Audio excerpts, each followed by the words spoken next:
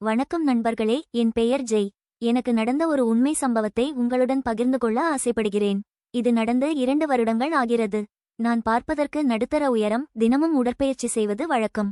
எங்க வீட்டில் மாடியில் என் குடும்பம் வசித்தது. அவர்கள் கீழ் வீட்டில் இருந்தார்கள். எங்க வீட்டுக்கு பின்னாடி மாநகராட்சி தண்ணீர் குழாய் இருக்கு. வீட்டில் நான் தான் பையன் என்பதால் அங்கிருந்து தண்ணீர் எடுத்து வர என்னை தான் சொல்லுவார்கள். ஒரு நாள் என் அம்மாவும் அப்பாவும் அதிகாலையிலே வெளியூர் சென்று விட்டார்கள். ஏதோ சொந்தக்காரங்க இறந்துட்டாங்க என்று சொன்னார்கள்.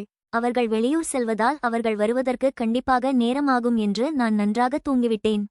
காலை 7 மணிக்கு யாரோ என் பெயர் சொல்லி கூப்பிடும் சத்தம் கேட்டது. யாரு என்று பார்த்தால் அது என் எதிர் வீட்டு வனிதா. நான் தூக்கத்தில் எழுந்து கதவை திறந்தேன். என்ன ஆச்சு என்று கேட்டேன். தண்ணி வருது, வந்து உங்களுக்கு வேண்டிய தண்ணிய பிடிச்சுக்கோ என்று சொன்னாள். நான் சரி என்று சொல்லிவிட்டு கதவை திறந்தபடியே விட்டுவிட்டு உள்ளே சென்று மீண்டும் தூங்கிவிட்டேன். சிறிது நேரம் கழித்து அவள் மீண்டும் வந்து என்னை அழைத்தாள். நான் எழுந்தேன், ஆனால் கண்கள் திறக்கவில்லை. அவள் குரலை கேட்க வேண்டும் என்று அப்படியே படுத்து இருந்தேன். கொஞ்சம் நேரம் கழித்து என் முகத்தில் கொஞ்சம் தண்ணீர் தெளித்து என்னை எழுப்பினாள். நான் எழுந்த தூக்கத்தில் இருப்பவர்களை இப்படி எழுப்புறியே என்று சத்தம் போட்டேன். அவள் சிரித்தாள். எதற்கு சிரிக்கிறாள் என்று புரியாமல் இருந்தேன். பிறகுதான் புரிந்தது, காலை நேரம் என்பதால் நான் தூங்கி எழுந்தவுடன் ஒரு மாதிரி இருப்பேன் என்று நினைத்து சிரிக்கிறாள் என்று. இருவரும் மீண்டும் சிரித்தோம். நான் விளையாட்டாக அவளை ஒரு அடி அடித்தேன். அவள் கீழே சென்றாள். நானும் பாத்திரம் எடுத்துக்கொண்டு கீழே சென்றேன். அவள் மீண்டும் என்னை பார்த்து சிரித்தாள். போதும் சிரித்தது என்றேன். ஆனால் அவளுக்கு எதுவும் புரியவில்லை. என்ன சொன்ன என்று கேட்டாள். நான் எதுவும் இல்லை என்று சமாளித்தேன். அவள் சிரித்துக்கொண்டே, நீ இப்படி இருக்கும்போது தான் ஒரு பையன் மாதிரி இருக்க என்று சொன்னாள். எப்படி இருக்கும்போது என்று கேட்டேன். ஏதும் இல்லை என்று சொன்னாள். ஆனால் நான் விடவில்லை. சொல்ல, எதை பற்றி சொல்ற என்று கேட்டேன். நீ தூங்கி எழுந்திருக்கும்போது ஒரு மாதிரி இருக்க என்று சொன்னாள். நான் எதுவும் பேசாமல் தண்ணீர் பிடித்துக்கொண்டு வீட்டுக்கு வந்துவிட்டேன். சிறிது நேரம் கழித்து என் நண்பர்கள் வீட்டுக்கு செல்ல தயாரானேன். அவள் எனக்கு சாப்பாடு எடுத்துக்கொண்டு வந்தால் நான் அவளை உள்ளே வர சொன்னேன். அப்போது நான் சாதாரண உடையில் இருந்தேன். அவள் என்னை முறைத்து பார்த்தாள். இப்போ என்ன ஆச்சு என்று அவளிடம் கேட்டேன்.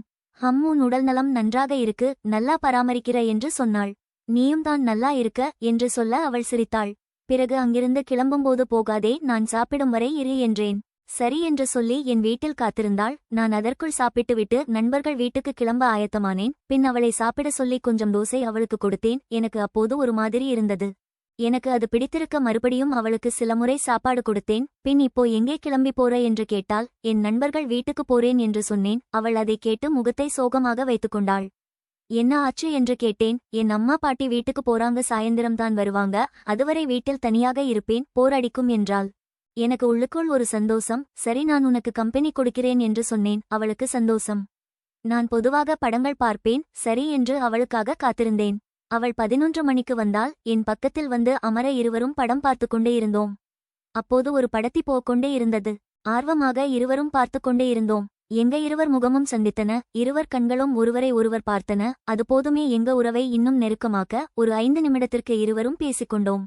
பிறகு நான் அவளிடம் பேசி பழக ஆரம்பித்தேன். அவள் எனக்கு நல்ல தோழியாக இருந்தாள். ஆனால் கொஞ்ச நாட்களுக்கு பிறகு அவளுக்கு திருமணம் நிச்சயமானது. அதை நினைத்துதான் நான் வருத்தப்படுகிறேன். ஜெய் வனிதாவை ரொம்ப மிஸ் பண்ணான். வனிதா கல்யாணம் பண்ணிட்டு போனதுக்கப்புறம் அந்த இடமே வெறுமையா இருந்த மாதிரி ஜெய் ஃபீல் பண்ணான். அந்த வீடு ஒரு காலத்துல அவங்க 2 பேரும் சிரிச்சு பேசின சந்தோஷமான இடமா இருந்தது. ஆனா இப்ப எல்லாம் மாறிடுச்சு. காலேஜ் முடிஞ்ச வீட்டுக்கு வந்ததும் வனிதாவை பார்க்கணும்னு அவனுக்கு தோணும். ஆனா அவ இல்லங்குறத நினைக்கும் போது ரொம்ப கஷ்டமா இருக்கும். ஒரு நாள் ஜெய் தன்னோட நண்பர்களோட சினிமாவுக்கு போயிருந்தான்.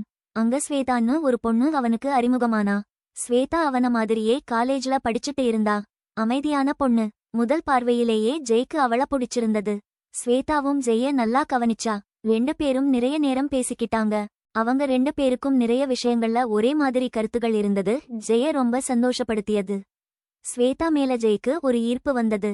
ஆனாலும் வனிதாவை மறக்க முடியாம அவன் தவிச்சுக்கிட்டே இருந்தான்.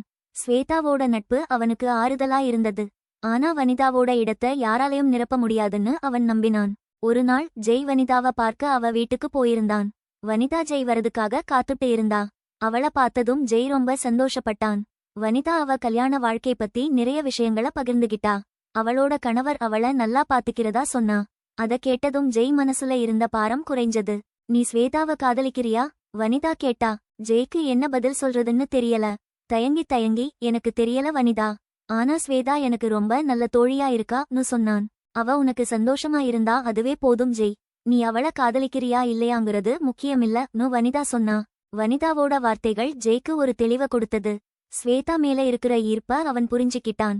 வனிதா வெறும் தோழி மட்டுமில்ல, வாழ்க்கையில சரியான பாதைய காட்டின வழிகாட்டிங்கிறதையும் ஜெய் உணர்ந்துகிட்டான். அடுத்த நாள் ஜெய் ஸ்வேதாவ பார்க்க போறான்.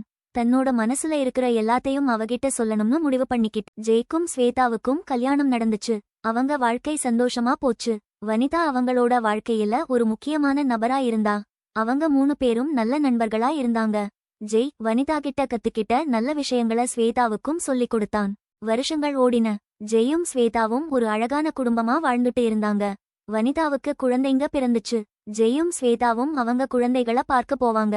ஜெய் தன்னோட வாழ்க்கையில சந்தோஷமா இருக்கிறதுக்கு வனிதாவும் ஒரு காரணம்னு எப்பவும் சொல்லுவான்.